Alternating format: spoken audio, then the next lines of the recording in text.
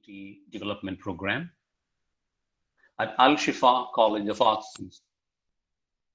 At Al-Shifa College of Arts and Science, we pay a lot of attention in keeping our faculty members updated, trained continuously so that they won't miss out on what is latest and they won't miss out on what is necessary as people and contexts change. The 5 topics, in fact, we have developed after going through a training needs analysis through the faculty members of Al-Shifa group of institutions. And on the first day, we are looking at professional skills for faculty members. The last 10 minutes, we are sitting apart for discussion.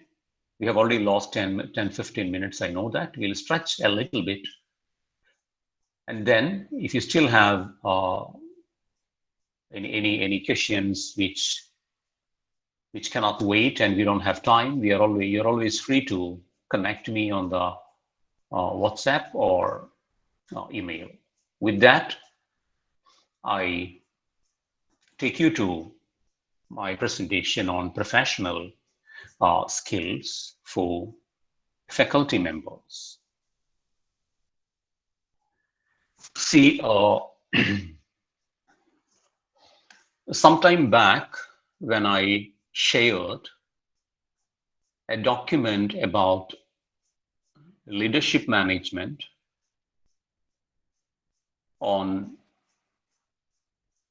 a website and shared it in a group of principals, one principal commented, wondering whether this is a topic necessary for all. More precisely, he was wondering whether that was not a topic meant for management people. I don't think I responded to it because I felt that the need for professionalism among all of us is self-explanatory. And leadership, whether you're talking about leadership in different areas, there are some common denominators from which everyone can learn and from which everyone can profit. These days, I have done a couple of sessions for Calicut University. I have done for the Teaching and Learning Center at Calicut University. For some polytechnic groups I have done, and they have included this topic, that professional skills or professionalism for faculty members. And it surprised me a little bit that when we circulated a form for training needs analysis among the target group of faculty members, the topmost priority is given to professional skills for faculty members. Now, this is the rationale, this is the explanation why we have included something like professional skills. Moreover, professional development, CPD, continuous professional development, is a necessity for any aspiring faculty member, any aspiring worker. So with that, I will walk you through some of the fundamentals of how we can try to be professional in our dealings. Once again, I apologize for not being able to be very professional in the way we started today. Okay. See, we are all familiar in the past with a particular statement that came from collectors and the government. When a holiday is declared for the educational institutions in the past, it will say that It's a holiday for all educational institutions except professional colleges. So all those medical, engineering, uh, nursing, pharmacy kind of colleges will be exempted from the order and they will not enjoy a holiday. And the question often we have played with at the back of our mind is who exactly is a professional? Are teachers professionals? Or are some teachers professionals, teachers in management institutes professional, and are we not professional? And this is why I am taking up the question, are we a pro? And how do we decide on who exactly is a professional? And when we talk about that, as for the two sources I have consulted, this is how they define a professional. Now, David Belfort lists certain key features of professionals, and the four elements I have borrowed from him are now, if you are a professional or if you are part of a profession, and if you're a member of that profession, you need to be counted as a professional. Number one, there will be an assessment process for entry into that profession. You can't just walk into it and do it. You simply cannot declare that I am a teacher and you become a teacher, for instance, not a good example. You cannot simply say that I am an engineer. I have skills in engineering, so hereby I declare myself as an engineer. Rather than that, there's an assessment process. And if you ask whether there's an assessment process for college teachers, we know that there is a certification process in the form of NET, National Eligibility Test. The National Testing Agency is conducting an examination to check whether you can be certified as such. So there is an assessment process, and most of all the other, even there is a set also, and there is a check at the gate to know whether you are good enough to be entered into the profession. Number two, there's a common body of knowledge, it says, a common body of knowledge into which you enter. Well, if you talk about humanities or commerce or science, there is a broad body of knowledge we are entering, but it may not be as specialized as medical or engineering and all. So if you would like to interpret that component and interpret it from our perspective and interpret it in a slightly biased fashion, there is a common body of knowledge. And then code of ethics. It fundamentally deals with what we should do and what we shouldn't do. And obviously, quite clearly, there is a code of ethics in the teaching profession, and there are codes of ethics which are parts of different colleges, different institutions, or different institutions of higher education. There, of course, is a list of do's and don'ts, and even regarding the profession of teaching, there are clear-cut norms regarding what to do and what not to do. And professional association. There are two kinds of associations related to teaching. One is related to, obviously, political, quasi-trade union-like organizations, like Congress as a union or Marxist Party as a union. Apart from that, there are professional associations. For example, botany teachers have association.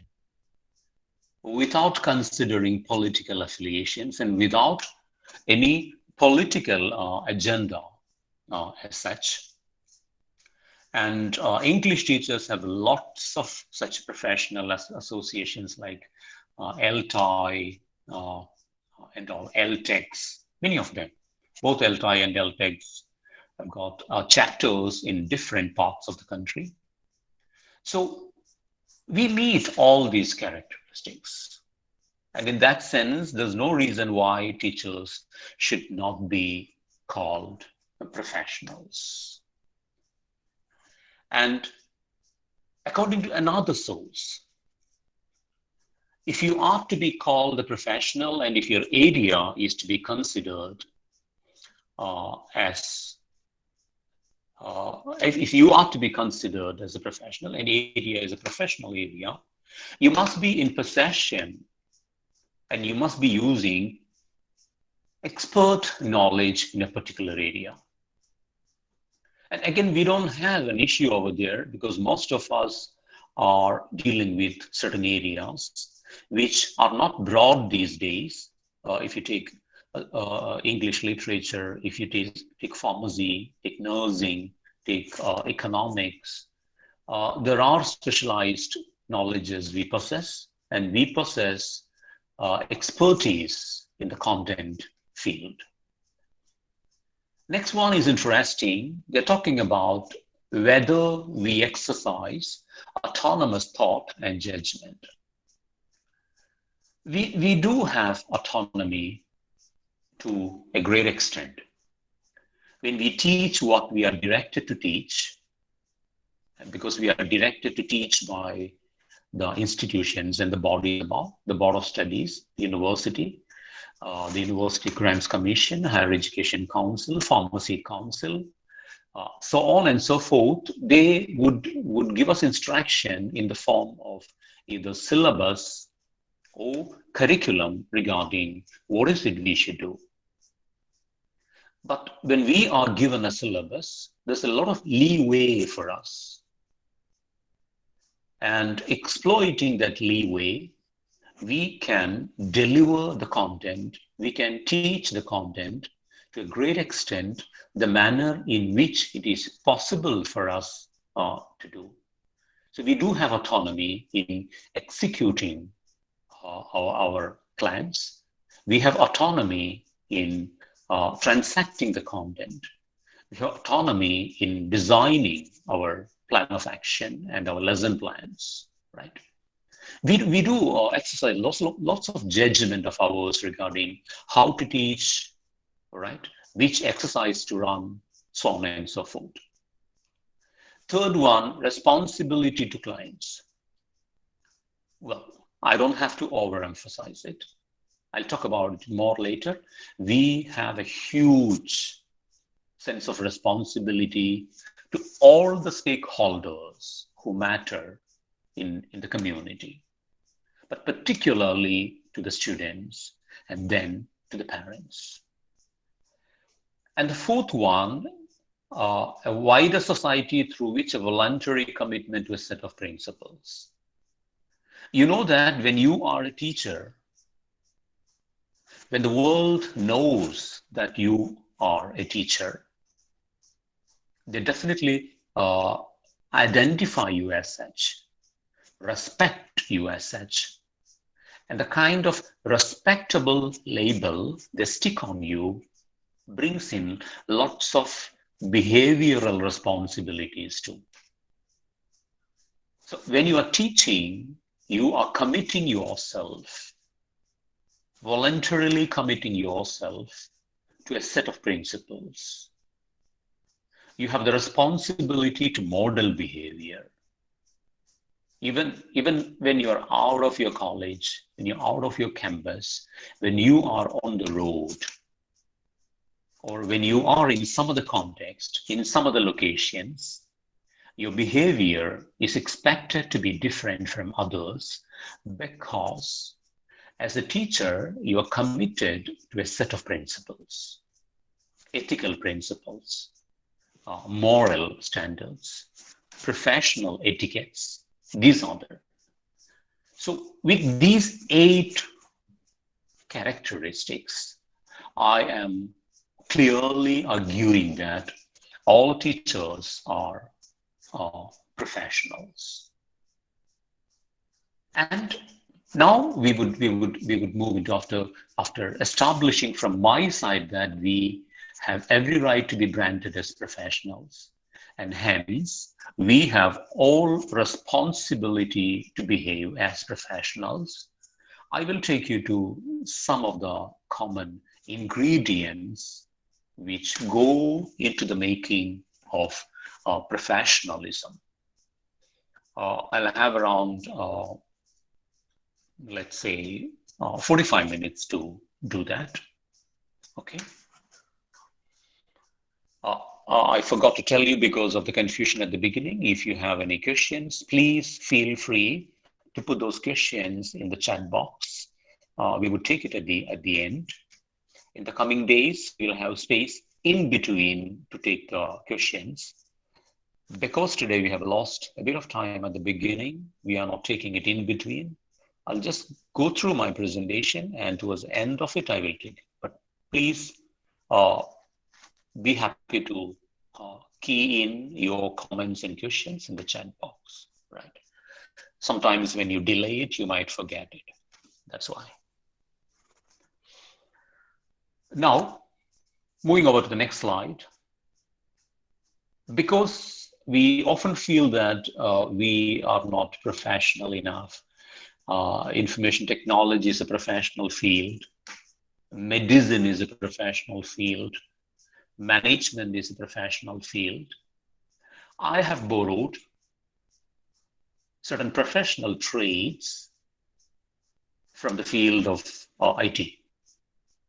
And this is something I'm going to make use of seriously today to instruct you how some of us could be professional in our behavior vis-a-vis our career commitments. I put some blanks so that you can try to fill it up, and any of you can try to fill the first one. Now, number one, put blank satisfaction first. What satisfaction or whose satisfaction are we talking about? Can I have a comment? Just try. You can unmute, one of you can unmute and try.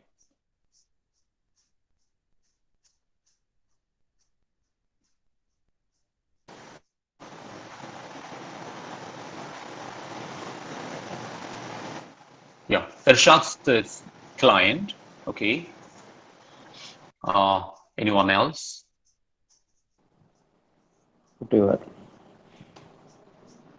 Our own Vijisha says, okay, interesting. Mr. Krishna said something else, probably. I think I have missed it. So our one only, sir. Our own. Okay, Yeah, right, good. Good, thank you. Now, I'll also take a look at the second one, all the 5 of them, and then I'll move to my slide. Second one, make blank your speciality. Make what your speciality? Again, you can start giving me your feel on the blank. What is it you think? What should be our speciality? Make what your speciality?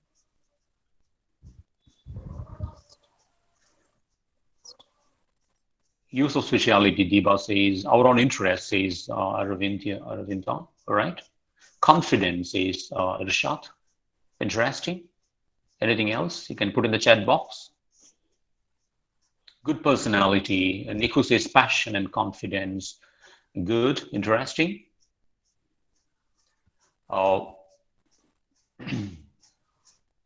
Styles, says Pranav. All right. Thank you. I'm moving on. Do more than blank. Do more than what? The third one. Do more than what?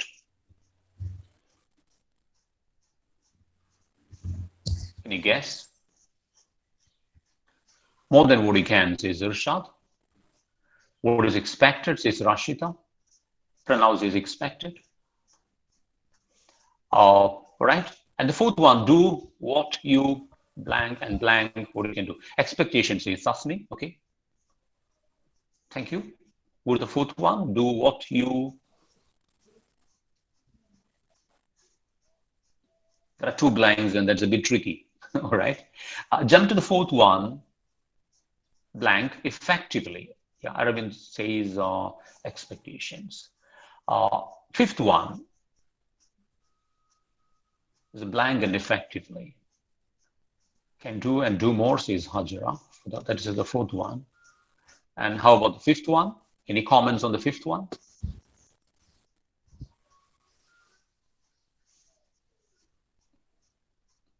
Do, says Hajara again. Thank you, thank you. Now, see the next slide in which I've filled the blanks. Perform, think. Rashida says, thank you, everyone. Number one, put your customer satisfaction first. Somebody said client, you are right. And we would look at in detail each one of them afterwards. Make expertise your speciality. That's the second one. Third one, do more than expected. A couple of you said that. Do what you say and say what you can do. We didn't get that correctly. We got it partly correctly. And communicate effectively. The first five. We'll take each one afterwards in detail. Now, 6 to 10, follow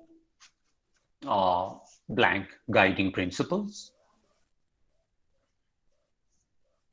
What kind of guiding principles should be leading you? Can I have one input?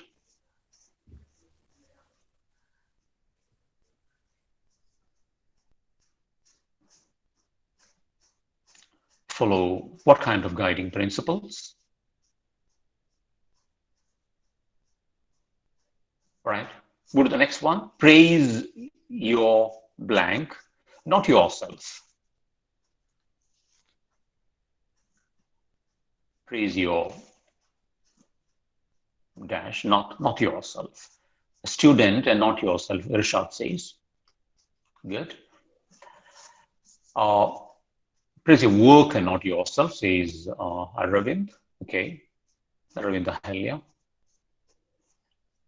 Thank you. And what about the next one, the eighth one? Blank your knowledge. Blank your knowledge. That's a kind of an easy one. Build up your knowledge, says Rashida. Increase, says Vijisha. Update, build. Updates is Sabina. Updates is Rajila. Improve, says Ganesha. Appreciate, says Deepa. Oh, good, good. That's the one I got lots and lots of input, right? Next one, Aslami says update. And then next one, say, that is easy. You have two blanks over there. That is the easiest one of the lot. Say, thank you. And say, sorry, says Hajara. All right. Next one, yeah, say what is necessary. Keep a dash on your face and dash attitude in your heart. Simple, very easy ones. Can anyone try? Yeah, keep a smile, says Sabina. Smile, says Hajara. Lots of smiles coming in. Thank you. I have, and high attitude, says Diva. Good. Thank you, Varun. Smile. Lots of smile coming in. Loads of smile coming in. Very good. Modest. Vijisha says positive attitude. Wonderful. Now, take a look at, many of your comments are correct. Maybe my words will be different. Aslam is a smile. Follow exceptional guiding principles. Maybe you didn't get it correctly. Follow exceptional guiding principles. And second, praise your peers, not yourself. Many of you said student. It's okay. It's very important that you praise your students. Compliments are key to lifting the performance levels of your students. And third one, share your knowledge. And next one, say thank you. Everyone said it. Keep a smile. Everybody was spot on. Keep a smile on your face and right attitude in your heart. Many put it correctly. Now, many of these are rather familiar axioms you come across on the quotations which float around in the social media. And I am going to borrow all these 10 traits, and we are going to look at one after the other against the context of teaching. Now, go to the next slide. Number one is put the client satisfaction, student satisfaction first. This is quite important. Even though we all believe that we are working for the welfare, for the growth, for the improvement of the professional skills and the build of the ethical attitude among our learners, we all have to introspect and ask, am I putting the student satisfaction first? I've put a quote from William James over there, which reads, I don't sing because I'm happy because I sing. Remove the word sing and put the word teach over there. And the quote would be reworked like, I don't teach because I'm happy because I teach. When you put your student satisfaction first, all your priorities will be reworked. Your time management will be reworked. Your life goals can be partially reworked. And the sense of satisfaction you derive from your life will be reworked. Your time allocation will be reworked. What time do you get up will be reworked. What time do you get out from your office will be reworked. How you mark your answer scripts will be reworked. How you prepare your presentations will be reworked. How you plan your activities for your teaching will be reworked. There's a hell of a lot of reworking to do when you put your student satisfaction first. Of course, this can raise questions like, can you always prioritize student satisfaction? What if student satisfaction is a result of something non-academic? What if student satisfaction comes from cutting off lectures, cutting down on assignments, being liberal with assessment? See, when you interpret satisfaction in that way, then you are interpreting satisfaction slightly unprofessionally, because your profession has a goal and you're working towards that goal of your profession, and you cannot compromise on it in a big way. So student satisfaction without engaging your lessons is a different kind of satisfaction, and I cannot encourage that. Now, the second one is about, we can always discuss about it later. The second one is about making expertise your specialty. Specialty or speciality, whatever. See, as teachers, one big part of our job is to deliver knowledge. And the knowledge we deliver, the information we share, or the skills we try to develop, the attitude we try to build among the target audience is based upon your level of expertise. And the difference between a person who possesses ordinary exposure to someone and someone who possesses expertise is clear from the expertometer I have displayed on the screen. Imagine that this meter is a meter of your bike or your car. Then what is given in white there, that is what we consider as above 80 or above 90 depending on the make of your car or your bike.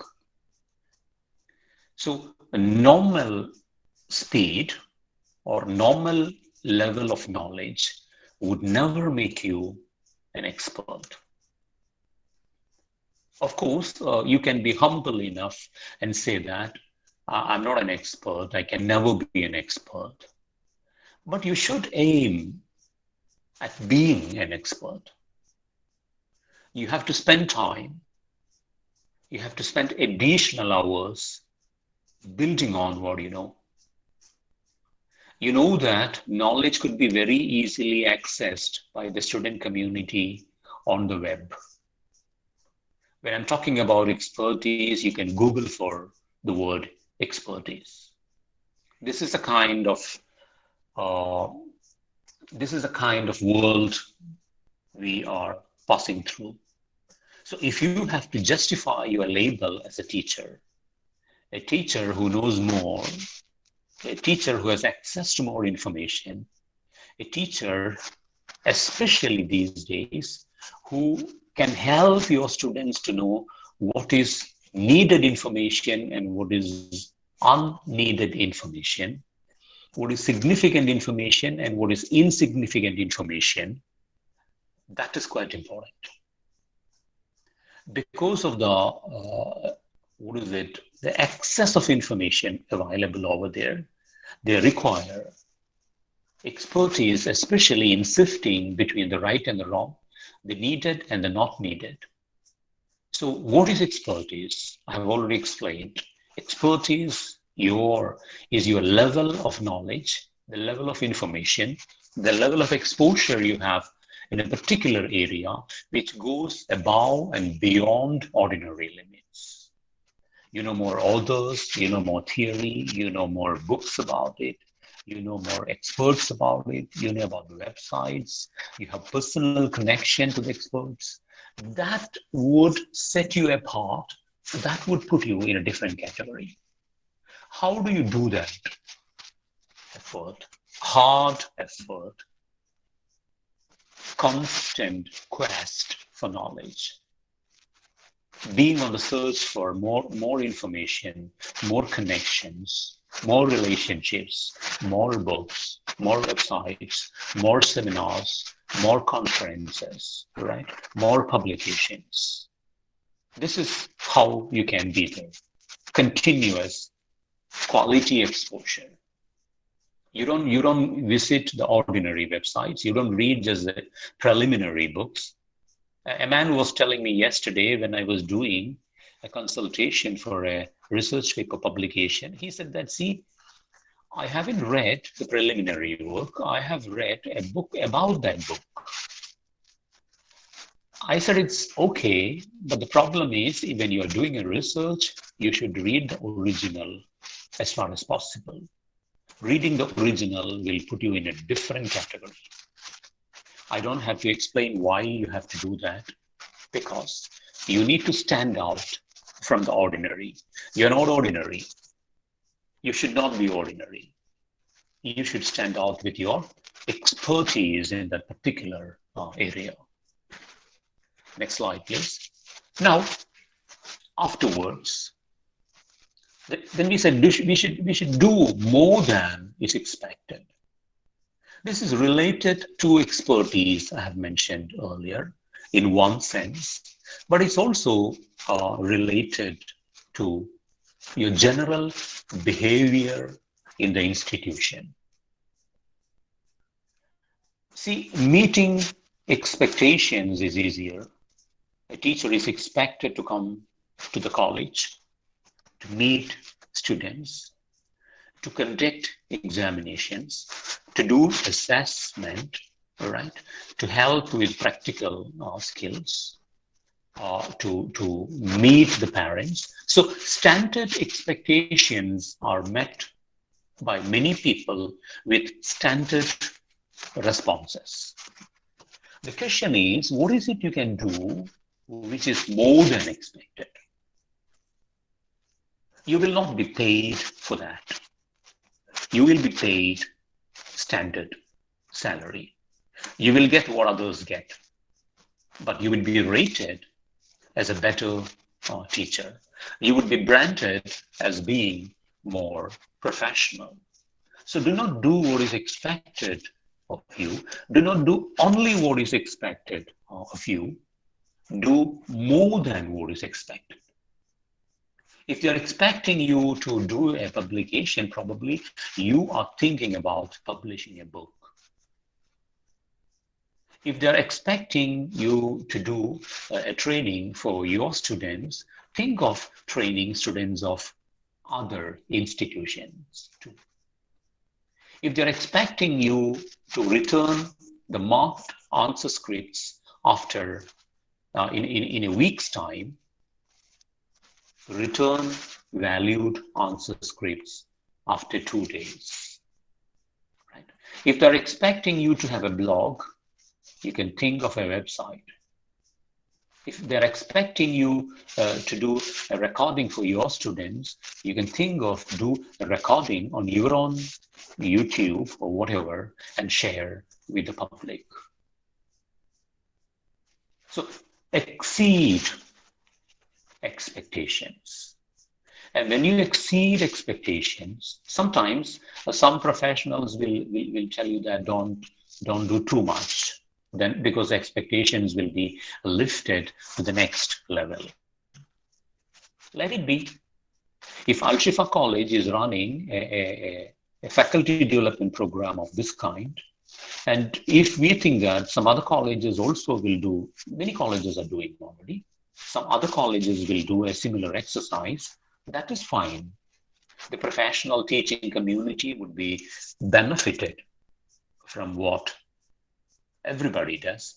But next time we do it, we would refine and we would lift our benchmark. We'll try to do better. So do more than is expected from your side. And when you deliver more than is expected, you are branded as more than who you are, right? And the next one is about do what you say and say what you can do. This is about your integrity. People with integrity are the backbone of any profession. So you should put a price on your words. You put a price on your words and make yourself dependable for the colleagues and your students, parents, and all. As a professional, when you say that you will do it, you should do it. And you should never say something you cannot do. And sometimes we try to do, we fail. It's better than not trying at all. And sometimes we delay it inordinately. Well, occasionally it may happen, but you should put your stamp on your words. And you should put your words on your stamp too. Be a person with integrity and act according to the level of integrity you possess. And your words should reflect who you are and what you do. When you do that, in the professional circles, in the professional community, you would begin to develop a stamp of respectability and acceptance. They would say that, okay, if he is doing it, he will do it good. And if he says that he will do it, he'll do it. So this capacity to translate words into action and the capacity to build a reputation for credibility and quality is important. For instance, if you say that we are going to establish a center for career consultancy in your college, you have to establish it. If you say that we are going to establish a counseling center, then you should do it. The problem is you can do it for namesake. For example, many colleges will do it for knack sake. For knack's sake, sometimes a sticker will be enough. A board on the wall will be enough. Or a symbolic inauguration will be enough. That's not what I'm talking about. Quality should not be limited to stickers and labels. It should come to words and action. So try to know who you are, your limits, your capabilities, and make declarations according to the limits and capabilities you possess. And then put that into action. All right. And this when you translate this into a classroom and campus, you know what it means. There are people, for example, they say that I'll give you a session on psychometric examination of your career aptitudes, and then, sorry, you will forget about it. You will say that we are going to have an expert talk on managerial economics, then you will forget about it. You will promise that we will have a session on how to find topics for your UG project, and you will get too busy. Everybody will get too busy and you will leave it in the way. Never do that. Now, moving on, communicate effectively. You know that communication is kind of a web. Next slide. A lot of things go into that web, like your leadership, teamwork, your decision making, your listening, empathy. I do not want to spend a lot of time on it because we have, I think we have listed another session. Have you listed a session on communication skills, Sarita?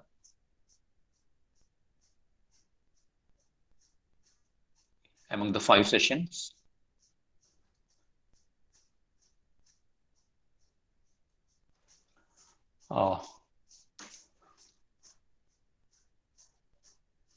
Yeah, okay, move on. I think it may be listed there. Anyway, I'm not spending a lot of time on it because it's a huge area. Communication is a web in the sense that it is interrelated to words and action. That is how I would like to see it in the professional context. Your words influence your leadership. Your interaction influences your teamwork. Your listening influences your empathy. Your capacity to use words professionally, your ability to balance the give and take is crucial for decision making. And listening, most importantly, is a core skill among language skills. So in the institution where you're working, you should have your capacity to connect positively among your colleagues. The kind of language we employ, how you employ it, right? Your awareness that you're part of a team and you have to connect with them. Your capacity to put yourself in somebody else's shoes, to empathize with them. And your decision-making capability, after weighing in the pros and the cons, after weighing the do's and the don'ts, considering all aspects of the decision you're making, your capacity to reach a conclusion without upsetting others, and most crucially, being a good listener. Give time people to speak. You speak less. Listen. That would make you a good human being. And I don't have to tell you that a good professional in any area needs to be a good human being. This is crucial for the work you do. Even in the written communication you make, the letters you draft, the messages you send, the way you address people at the beginning, the way you express your gratitude for listening at the end, and the kind of language you employ right through, language of connection, not language of superiority, language of relationship, not language of one-upmanship or one-up-womanship, whatever. That is a kind of language you have to go for. That makes you a professional.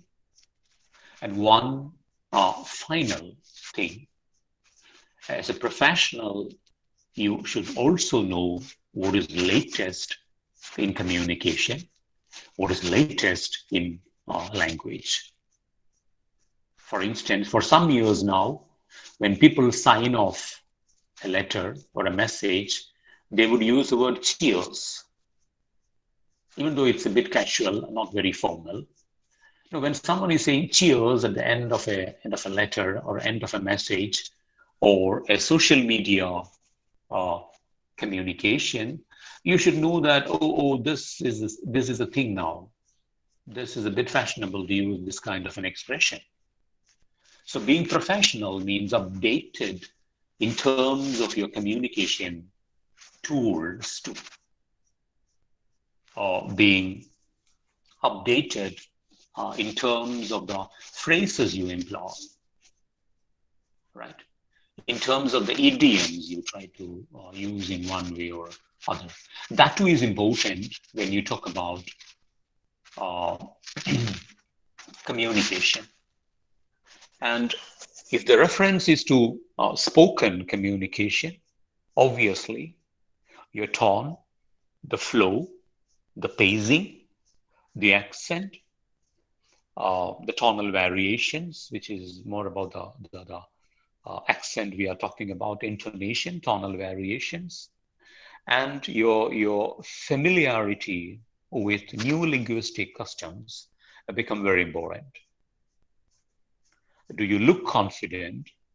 Do you talk confident? Your body language, physical communication, that matters a lot. Another component we have listed, like being pleasant, smiling, also is important. So it's a huge area. I'm not trying to cover a lot. I'm just hinting at a couple of things, like when you make a call, how do you greet a person? When you send a letter, how do you start the letter? Does the letter have a body? Does it have a beginning, middle, and an end? Is it written without errors? Did you spell check it? Check for spelling errors or grammar errors. This is important. Recently, I came across an incredibly horrible letter sent from one college to the university. It made my jaw drop because the grammar and the language was so horrible, unbearably bad language. And unfortunately, this letter was written as a reply to a letter from the university. And when you reply, that kind of a communication, there are two options. You can reply or you can reply all. This poor man, unfortunately, has replied to all. That is like walking naked on the street. But he did walk that way. But I don't know whether he's aware of it, whether someone told him about it. Anyway, I kept in touch with someone related to another institution, which is related to this institution from which the letter came, and asked him to do one thing: never use reply all option, at least. Okay, so that I stop there in terms of what I say about communication. Now, the next one is follow exceptional guiding principles. The operational adjective is operational word, in that is exceptional. As I said earlier, exceed expectations, do more than others. It means you should not be someone ordinary. You can be someone exceptional. You are not like others. You are an exception. You are an exception in terms of the professional performance you make possible. Your exception in the sense that if you conduct an exam today, you would distribute answer scripts tomorrow. You're an exception in the sense that uh, when others are talking about integrating technology, you would integrate technology. You're an exception in the sense that when others think PowerPoint is the latest thing in exception of in an example for integrating technology exceptionally, you will be using the Florida University's lab option. You will be using Menti, right? Uh, Devices like that. You're exceptional in the sense that you know that G Suite has got Google Slides, and among Google Slides, you can go to Google site, and you can create a site for each class, each batch of students in your institution. You're exceptional because you don't operate the manner in which others operate. You don't operate the manner in which others operate because you operate above them. Your benchmark is set higher. So when you have exceptional guiding principles, you will not say that, see, other college is not doing it, so why should we do it? If you are exceptional, you will not say that, see, in the neighboring colleges, they are covering only like 60% of the portions, so we need to cover only 55. If you are exceptional, you will not say that we don't have time for Viva. Please come to my department. I'll ask you a couple of questions, and that can be treated as Viva. I'm sorry, not Viva, a presentation, seminar presentation. If you're exceptional, you will not write somebody to write one paragraph and treat it as a complete assignment. If you're exceptional, you will not compromise on quality. That is what I meant. To be exceptional, you should have exceptional guiding principles, and you should have exceptional models to follow. It's not easy. I know that. But the hyper competitive world you're passing through makes it compulsory that you be exceptional, that you are not like others. This is why when we interview candidates, we ask them, what is the extra you have done? Apart from the work you have to do as a teacher in a school or a college, what is that extra you have done? What makes you stand out from the crowd? So if you are a professional, please follow exceptional guiding principles. Those principles will not be the principles that the university is asking you to do, or the government is asking you to do, not even college is asking you to do, but you are lifting the bar, the benchmark, and your standards are different because it's higher from others. That's what I call as being exceptional, right? And exceptional guiding principles, you may not come across a lot of people doing it. It's a rare breed, but you should try to get into that rare breed, which calls for lots of hard work. You need to burn a lot of midnight electricity and internet for that. You don't ask like, am I being paid for that? No, you're not being paid for that. You may be paid standard, but you would deliver classic. You're being standard in payment. You are, as I said, exceptional in performance because that's what your heart is directing you to do. That's why you are doing it. Not because there is any kind of compulsion from the outside. You are driven by inner desire to excel, right? So be exceptional in that fashion. Uh, you can have lots of examples of that kind. Like you can be exceptional in that you will try to use English in the classroom.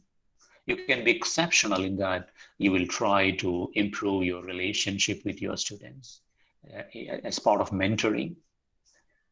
And many of us mentor, but most of us may not look at what exactly is mentoring all about. So you will go and register for a program about mentoring.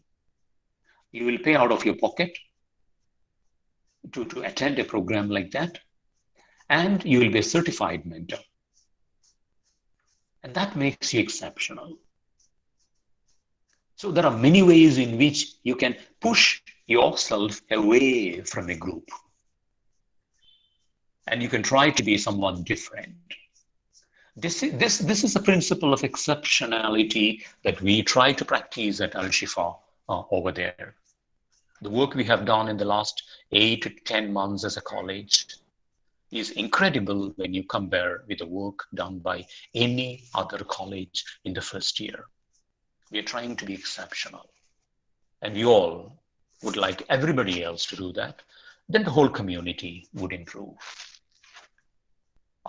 And afterwards, the next slide, please. uh, praise your peers and not yourself. The pic I have inserted tells you about the ratio of positive to negative feedback in high performing teams. When you work with your colleagues and when you work with your students in the IT industry, from which I have borrowed these 10 points, we don't talk about students. We have only clients and colleagues. But here we have colleagues and students. We have bigger, larger responsibility than the responsibility of an IT industry, which is an industry-specific kind of a requirement. See, when you work in a group, it's quite important that you look at the brighter side of the work done by your colleagues and your students. A huge part of leadership is keeping the ego out of the equation. If you keep ego at the heart of what you do, if you are a faculty member, if you are the coordinator of a committee, if you are the principal of an organization, or if you are the head of a department, you would always unnecessarily privilege yourself. Please do not do that. Others are more important than yourself. Others are more important than yourself because your leadership, your coordinatorship, even your performance as a faculty member depends a lot on others' performance as faculty members. Because the performance of the student at the end of the program depends on the collective efforts from everyone, not just you. So compliment them for the work they have done, for the effort they have taken. Look at the brightest spots of what is done by them. Of course, they have to improve. They have to put in a lot of effort. Of course, they are not perfect. There's a long way ahead of them. We know that. But be happy about the effort on the part of them. And if you are in the leadership of a committee or whatever, put yourself in the background.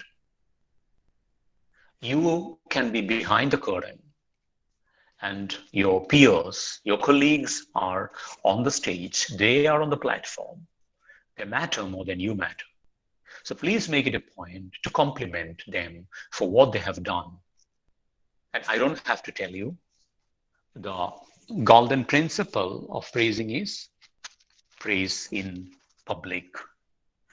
When you say good things about a colleague, let there be somebody around to listen to it. And when you say good things about your students, try to do it in the classroom or try to do it in the staff room when others are there to listen to what you're saying. And this is part of your professionalism, praising your colleagues and your students in the college and the campus. And don't count yourself as the most important person. You can count yourself as the most important person in terms of the contributions you make, in terms of the wires you connect in the background, in terms of the formula you supply from the background, in terms of the suggestions and the input you give informally. This is quite important if you want to take yourself as a professional. This is important for growth, without which you will not have good relationship with your colleagues. All right, they will always respect you as a leader, but behind your back they would whisper. Behind your back they will definitely say that you are an egotistic person. So be warm and considerate, right?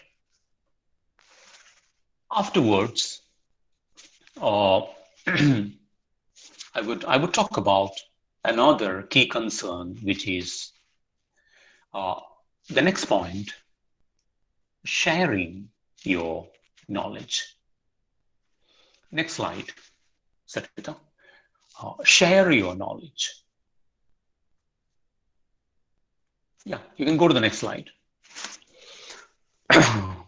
Yeah, thank you. See, sharing is a big problem in many professional areas because we think that when we share, we are kind of conceding ground to others. When we share, we are providing opportunity to other people to grow bigger than us. And we think this will be a disadvantage for we people.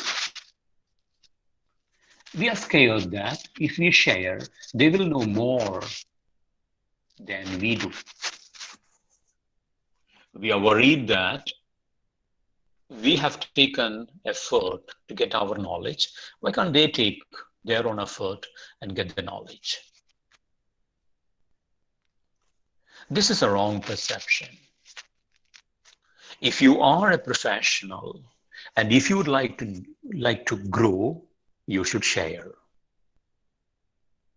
Imagine a world in which everyone shares. A world in which everyone shares is a world in which you can get so much of pieces of knowledge, so much of areas of expertise from others. You always end up getting more than you give. Your concern was, do I lose ground? Do I lose the edge which I have? You don't have to, because when you share with others, lots of others, hundreds of others are sharing with you.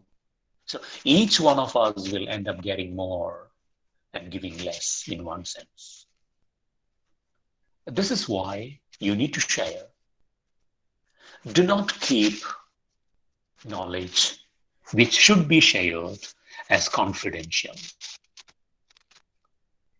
Some of us have a tendency of doing it, particularly some of us in the leadership positions. This is a mistake for which you would pay seriously in the long run.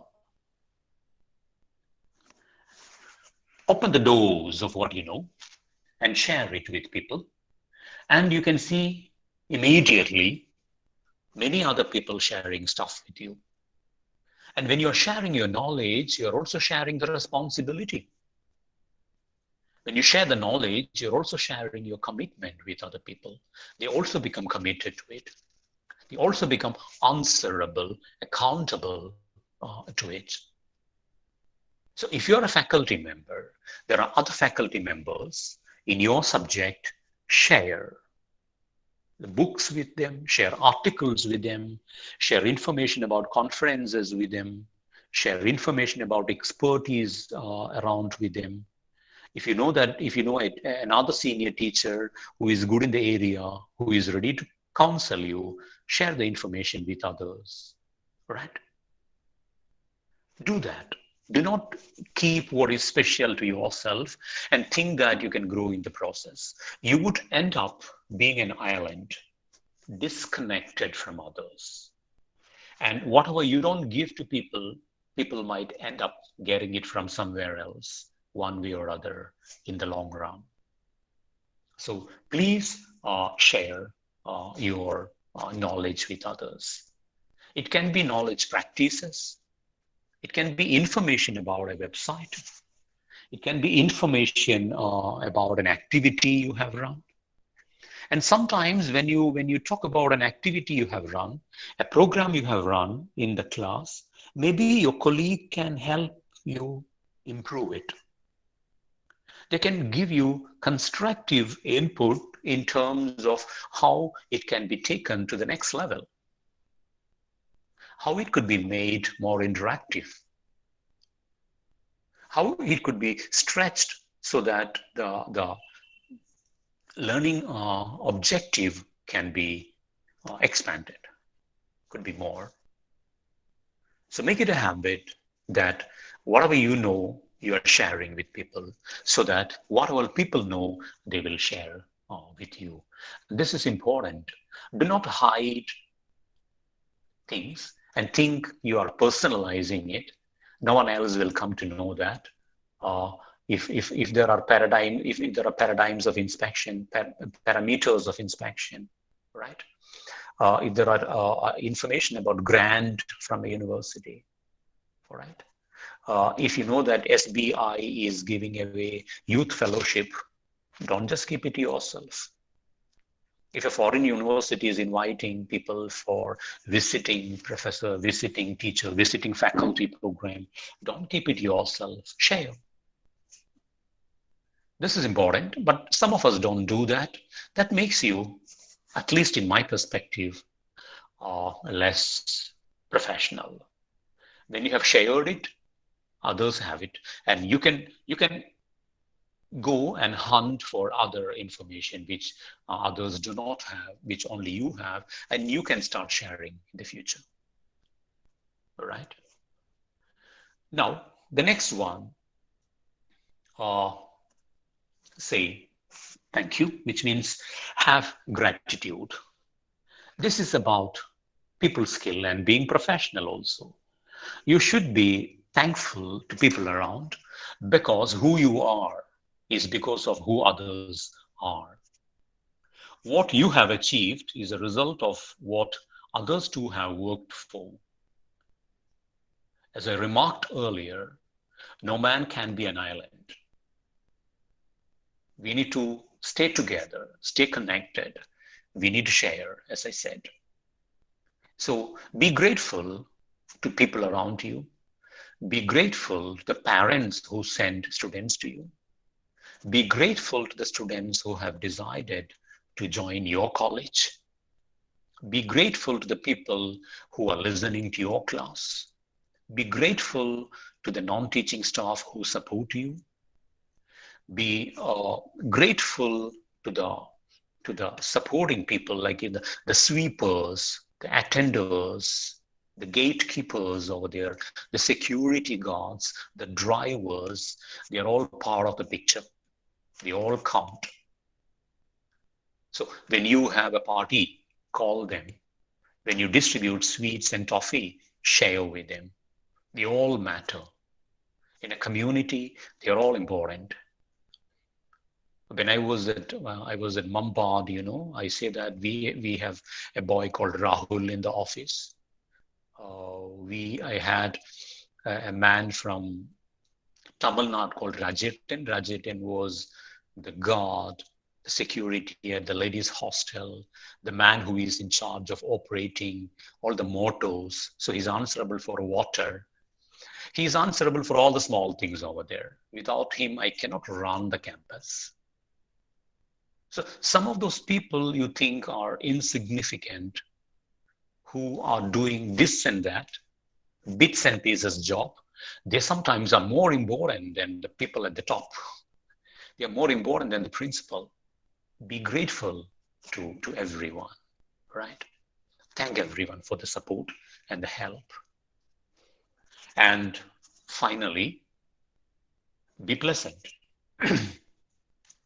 Keep a smile on your face. Keep the right attitude in your heart. Be pleasant. It's hard to be pleasant when you are locked in a lockdown, when you are chained to a screen, when you're disconnected from the people around, when you have 40 assignments to check on a day, when you have 100 answer scripts, if you're an English teacher, 100 answer scripts to check in 2 days, or 500 in 1 week. It's a bit of a struggle. It may be a bit of a struggle, but it's part of your job. And when you finish the job, you become so happy, so satisfied. This is why go about your work pleasantly. There are moments when you lose the cool. I know that. There are moments when we get upset. It's natural. Take it in your stride. But even when you get upset, recover as quick as possible, because the show must go on, and it's great if the show can go on with a pleasant aspect, a pleasant attitude. These are the things I would like to talk about, and I will stop it over here. Two more, there are a couple of elements, but I don't think time can permit, and which is related to what I have spoken already. On the next slide, we are talking about things like maybe time. I'm sorry, I'll just talk about a couple of elements quickly and wind it up in 5 minutes. One is about time. What makes many of us teachers less than professional is our lack of respect for time. Not being on time, not coming on time, not leaving on time, not checking assignments on time, not returning it on time, sometimes not giving information to the students and office and the principal on time. This is a huge element. So take your time seriously. Let people respect you, because you will keep your time, keep your word on time. Do what you say and say what you do in terms of time. That is a huge achievement in terms of moving towards professionalism, right? And this is always important, because if you are attending a meeting, if you're preparing minutes of the meeting, if you are contributing reports to the IQAG, if you are sending a paper to a journal, if you are submitting your answers to a query by the office, be on time. Sometimes the personal can wait and give precedence, give more importance to time. Don't be late as far as possible.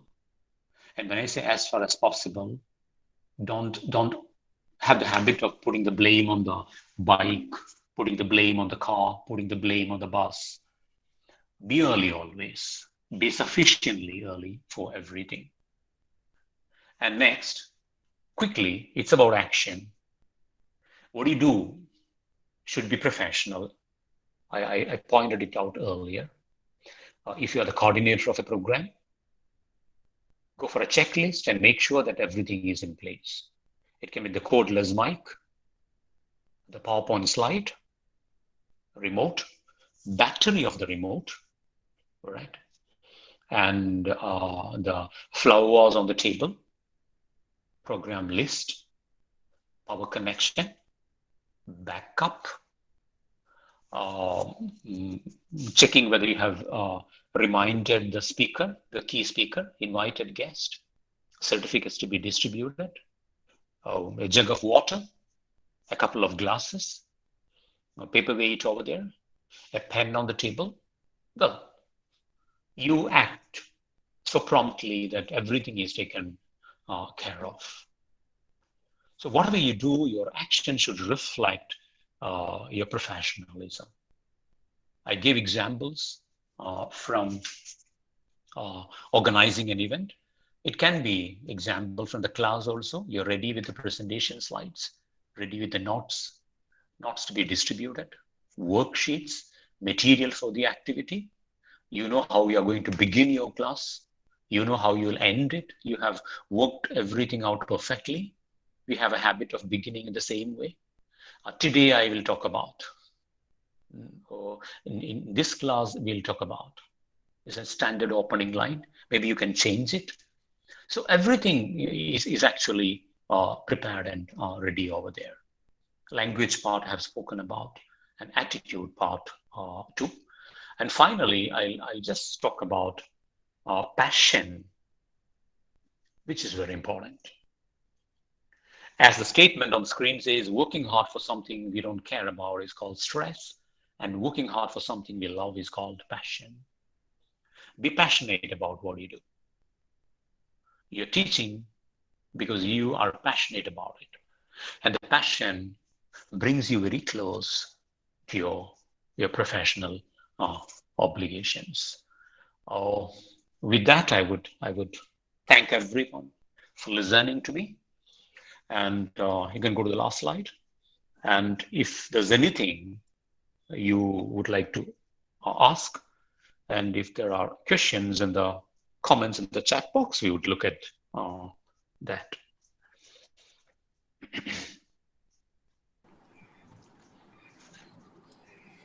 Hello, sir. Yeah. Yes. So, sir, it is time for question, right, sir? Yes. It's time for questions. Participants may please unmute your microphone and ask questions if you have any. Sir, there are no questions on chat box, sir. Yes, I can see. Yeah. Any questions or comments? If you have a couple of them, we can take.